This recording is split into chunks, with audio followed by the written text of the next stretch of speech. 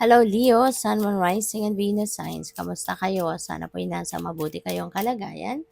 Welcome back po sa Star Tarot at kung bago kayo rito, welcome din po kayo. Please subscribe, like, share my videos, and leave me a comment po kung naka-resonate po kayo. Thank you. So Leo, we have strength and don't let weeds and thistles cultivate in your garden. Okay? Huwag mong hayaan na mabombarded ka ng problema.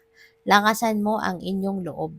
Okay? Lakasan mo ang inyong loob, tatagan mo ang inyong dibdib.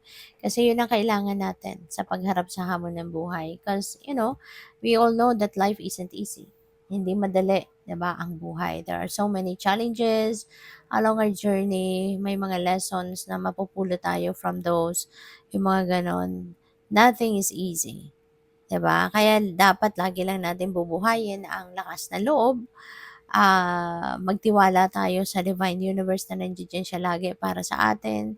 Tutulungan tayo, susuportahan tayo to get through any kind of difficulty sa buhay.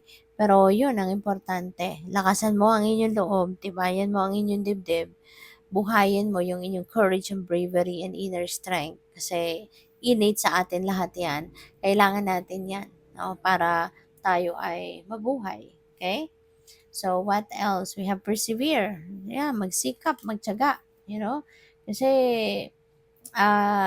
lahat naman tayo dadaan, no, sa difficulty. Lahat tayo dadaan sa mga challenging situation. Pero walang ganong sitwasyon na hindi natin malalagpasan. Remember that. Lahat ng kahit anumang klaseng problema, there's always a way out of that. Laging may solusyon yan. Kaya hindi tayo dapat na mawala ng pag-asa. Alright?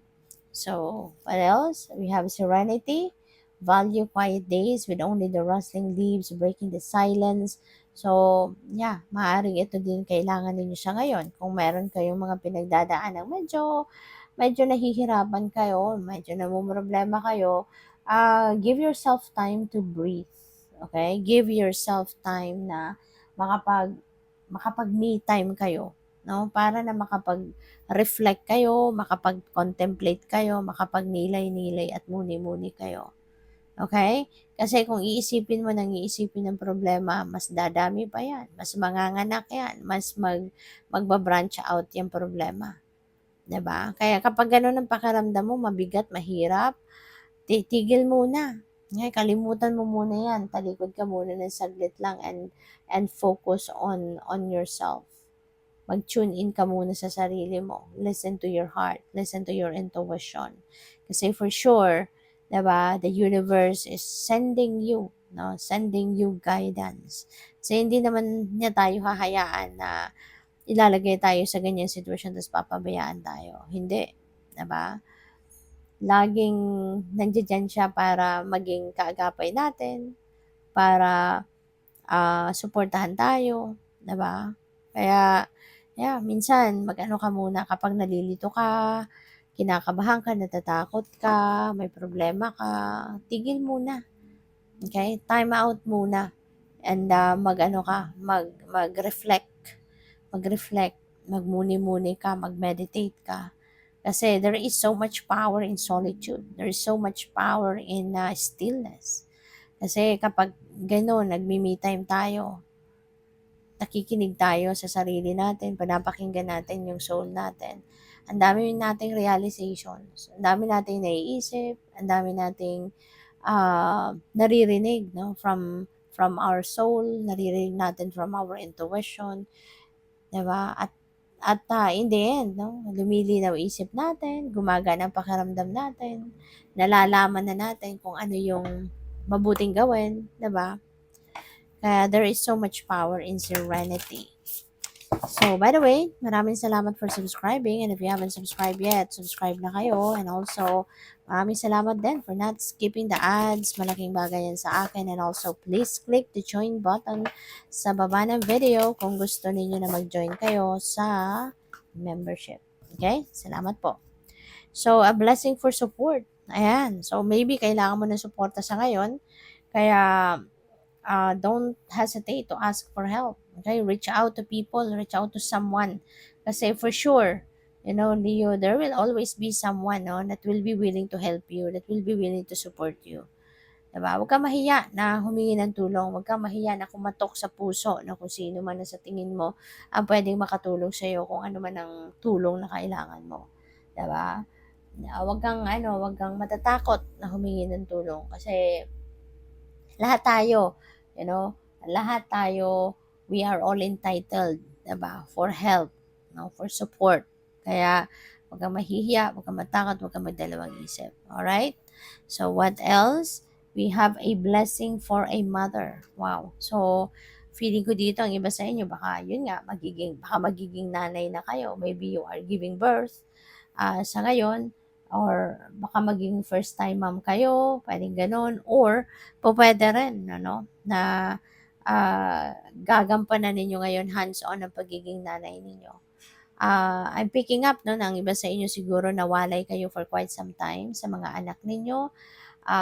Maybe nag-work kayo abroad, maybe nag-work kayo away from your family, di ba? Pero ngayon, maaring uuwi na kayo to be with your family. Maaring ngayon, uuwi na kayo for good. Kaya ngayon pa lang ninyo magagampanan ng 100% yon ng pagiging isang ina. No? Yun ang napipick up ko dito for some of you. Possible din, no, na may napipick up din ako dito na ang iba siguro sa inyo, maybe you are going to, receive help din, no, from your nanay. Maaaring yung nanay ninyo ngayon ay talagang magpapakananay din sa'yo. Yung ganun, no? Maybe your nanay will be very supportive of you around this time as well. So, what else? So, we have a blessing of the earth. Ayan. So, ang narinig ko, grounded, no? So, maybe there is a need for you to ground yourself. At for you to be able to do that, no, spend time, no, with Mother Gaia, with Mother Earth. Siguro matagal na din kayong hindi man lang nakakapag-spend time outdoors in nature. So maaari ngayon baka magkaroon na kayo ng pagkakataon ng time na ganyan. So spend time and outdoors and reconnect with Mother Earth, 'di ba? O pwedeng mag-walking kayo, around nature, 'di ba? Sa tabing dagat, sa sa park, nature park, mga ganyan, or kung saan man.